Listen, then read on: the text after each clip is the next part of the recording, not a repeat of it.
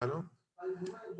तो nutrient budget में जो है ये it is the outcome of nutrient accounting process. Means कि आप जो है न्यूट्रिएंट जो अप्लाई कर रहे हैं in the form of input, वो particular fixed period of time के लिए, ये जैसे होता है ना अकाउंटिंग साइकिल एक होता है, तो एक साल का होता है, तो इस तरीके से फिक्स्ड पीरियड ऑफ टाइम के लिए आपको आउटकम क्या आ रहा है उसका। इनपुट तो आपने डाल दी, आउटकम क्या आ रहा है, ranging from simple to complex, which detail all the input and output to a given system। क्या आपने इनपुट क्या डाली थी और आउटपुट आउटपुट क्या आई है। तो ये तमाम ये है बजट इसका।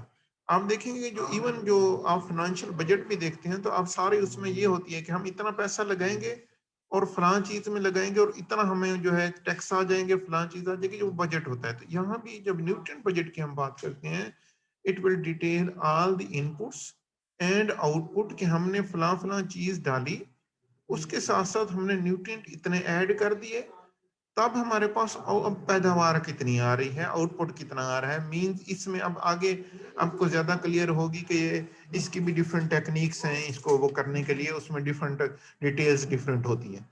तो न्यूट्रिएंट और mineral balances establish a link between agriculture nutrient use, कितना जो न्यूट्रिएंट अप्लाई किया था वो यूज कितना हुआ, एनवायरमेंटल क्वालिटी कितनी चेंज हुई, इसमें भी हमें पता चलेगा। जाहिर है आपको पता न्यूट्रिएंट ऐड करते हैं तो वो पोल्यूशन का बायस भी बनता है, अंडरग्राउंड वाटर टेबल में जाएगा तो वो उसको पोल्यूट करेगा। तो that is change in environmental quality, कितनी एनवायरमेंटल क्वालिटी चेंज हुई।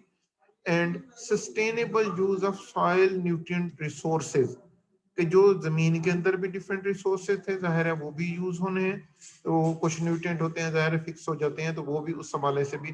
तो ये न्यूट्रिएंट जो या मिनरल का जो बैलेंस है ये लिंक बनाता है कि न्यूट्रिएंट यूज कितना हुआ, कितना एनवायरनमेंट में चला गया, जो वाटर टेबल में चला गया, कितना जो है जाके फिक्स हो गया, ये सारे इस हवाले से ये एक पूरा लिंक होता है।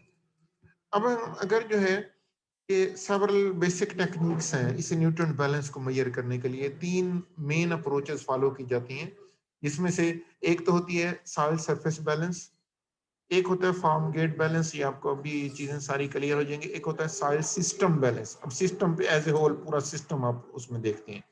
एक जो सॉइल सरफेस नाम इंडिकेट कर रहा है on the surface of soil, एक फार्म गेट है कि फार्म के अंदर बहुत सारी चीजें हैं, उसमें आपने कोई चीज जो है ना आपने ये एक चीज सेल कर रहे हैं तो उसमें क्या सूरत हाल है न्यूट्रिएंट की।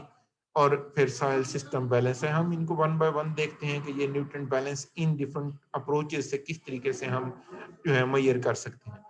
First is the soil surface balance. अब इस अप्रोच में क्या होता है कि it is the difference between कि आपने इनपुट कितना अप्लाई किया और आउटपुट जो है साइल से जो है पर्टिकुलरली कितना न्यूट्रिएंट मींस रिमूव हुए फ्रॉम द साइल।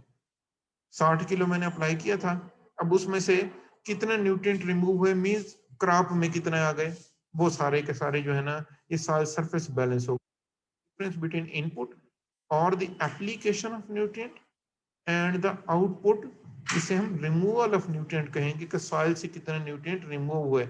अब रिमूव क्रॉप ही करेगी डेफिनेटली, वो क्रॉप जो रिमूव करेगी, और कुछ जो है वो क्रॉप में हमें क्रॉप की शक्ल में हमें आएंगे कि ये कितना न्यूट्रिएंट अपटेक होके क्रॉप में आ गए, मींस न्यूट्रिएंट रिमूवल कितनी हुई।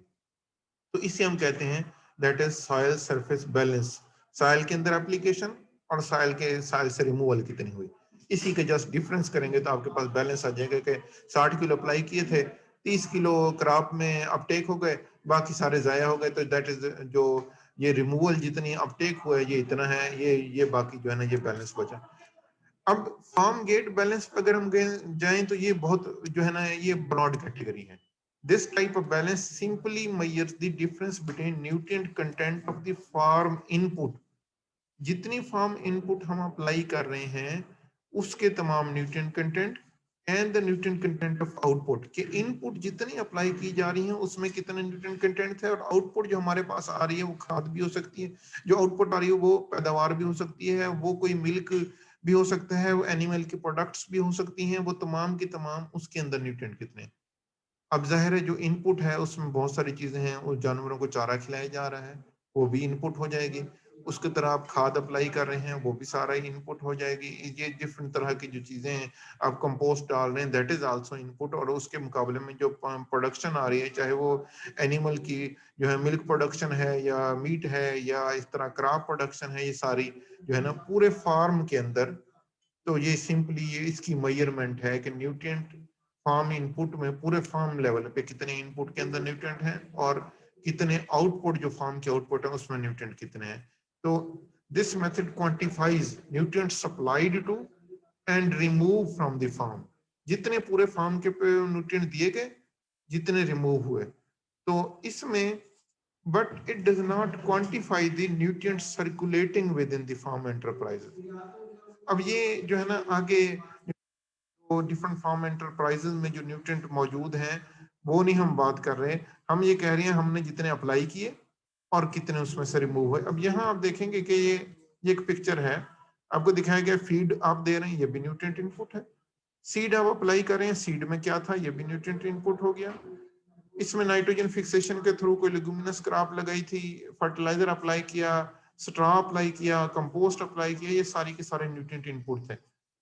अब ये कहाँ कहाँ गए, फीड एनिमल को दी गई, फर्टिलाइजर उसको दी गई, ये क्रॉप को दी गई, नाइट्रोजन फिक्सेशन ये इसने सारी जो लेगुमिनस क्रॉप थी उसने नाइट्रोजन फिक्स की, स्ट्रॉ था तो तूड़ी थी तो जानवरों को खिलाई गई या क्रॉप को दी गई। ये सारा दरमियान में आप देखेंगे जो पिक्चर है इसमें एनिमल्स भी हैं, इसमें इवन बर्ड्स भी, ये चिकन दिखाया गया है, इसी तरह से जो है ना इसमें ये क्रॉप भी दिखाई गई है। ये सारी फार्म के अंदर सारी चीजें हैं। हमने बात की ये क्या है, basically it is the measure of difference between nutrient content of the farm input and the nutrient content of the farm output. Output अगर हम देखें, आउटपुट में यहाँ हमारे पास प्लांट प्रोडक्ट हैं, उसमें कितना न्यूट्रिएंट कंटेंट है, देन एनिमल प्रोडक्ट्स हैं उसमें कितना न्यूट्रिएंट कंटेंट है, देन बाज ऑर्गेनिक आउटपुट्स हैं, इसी तरह बाकी कोई और सेल्स होती है, मतलब उसमें जो है ना कोई एग्स सेल होते हैं, कोई और चीज सेल। तो बेसिकली ये nutrient content of the input और न्यू ऑफ द पूरे फार्म लेवल पे और nutrient content of the output, ये बेसिकली इसी का जो है, ये अगर आप इसमें दोनों की जो सिंपली वो करें मैयर कर लें तो इसी तरीके से आप जो है ना ये बैलेंस वो कर सकते हैं कि कितनी इनपुट कितनी थी और आउटपुट कितनी थी। तो ये तो था फार्म लेवल पे। अगर हम पूरा सॉइल सिस्टम बैलेंस देखें, और ये पूरा सॉइल सिस्टम है, पहले हमने जो पढ़ा था वो सॉइल सरफेस था, सरफेस में हमने पढ़ा था इनपुट जितने अप्लाई किए और क्रॉप हमने कितने रिमूव कर लिए। अब ये सॉइल सिस्टम बैलेंस में this approach is commonly used where detailed information on input, output and internal transformation is available for all the important component। ये इसमें डिटेल्ड इंफॉर्मेशन होगी, इनपुट कितनी हुई, आउटपुट कितनी हुई, इंटरनल ट्रांसफॉर्मेशन कितनी है, ये सारी पूरा सिस्टम है। उस पूरे सिस्टम में अब यहाँ आप पिक्चर में देखेंगे कि यहाँ सिस्टम